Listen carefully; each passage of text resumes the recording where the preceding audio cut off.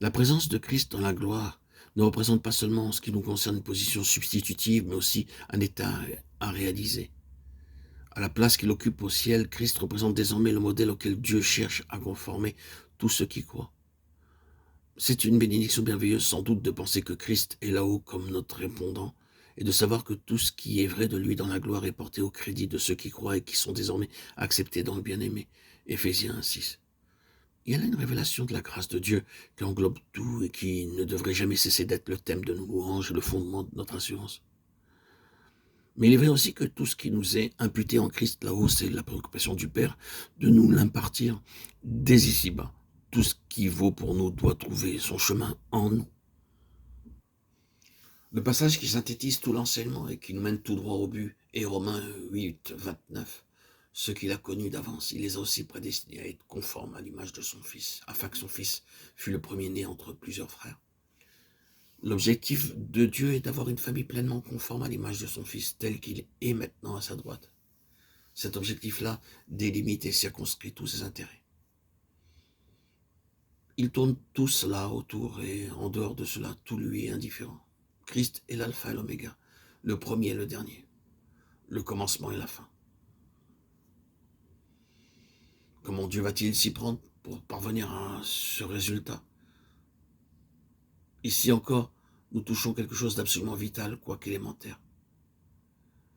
Il le fera par l'intérieur, il agira du dedans. Il n'y a qu'un espoir pour vous d'arriver à cette gloire, et c'est un chemin sûr. C'est Christ en vous. Et il nous faut donc postuler la nécessité absolue de la nouvelle naissance. Qu'est-ce que la nouvelle naissance, somme toute? C'est par la foi recevoir dans le cœur Christ, c'est-à-dire la vie. Non pas la vie en tant qu'abstraction, mais la vie qui est indissolublement liée à la personne. Il ne peut pas en être autrement, puisque le Saint-Esprit est une personne. Il est l'Esprit de Christ. Et il est l'Esprit de vie. Aucune relation avec Christ n'est possible en dehors de l'habitation intérieure du Saint-Esprit. Si quelqu'un n'a pas l'Esprit de Christ, il ne lui appartient pas. Romains 8, 9. Ainsi Christ, le Saint-Esprit et la vie éternelle sont un, tant qu'ils sont tous les trois à la base de notre relation avec Dieu. Christ est l'objectif et la réalité centrale. Le Saint-Esprit est le divin agent, la vie éternelle est le fondement de nos rapports avec Dieu. Quels que soient les termes que nous employons, nouvelle naissance, né de nouveau ou d'en haut, régénération, né de Dieu, la signification reste la même. Nous recevons en Christ par le Saint-Esprit la vie de celui qui est à la droite de Dieu. Le processus de conformation à son image reste lettre morte jusqu'au moment où cette vie est déposée en nous.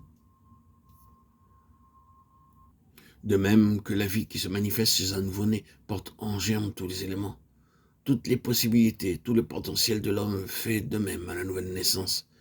La vie de son esprit que nous recevons alors contient en germe tout ce qui représente Christ, amené à la perfection. Cette vie-là n'existe pas par nature chez personne. C'est le don de Dieu à la nouvelle naissance. Le fruit de la régénération par le Saint-Esprit. Et c'est autour de cette vie nouvelle et intérieure que gravitent tous les intérêts de Dieu. Donner à cette vie l'accroissement qu'elle comporte et en développer toutes les caractéristiques, tel est le seul objectif que poursuit le Saint-Esprit chez l'enfant de Dieu. Mes petits-enfants, écrivait Paul en s'adressant à certains croyants, pour qui j'éprouve de nouveau les douleurs de l'enfantement jusqu'à ce que Christ soit formé en vous. Christ formé au-dedans, telle est la nature de la croissance spirituelle.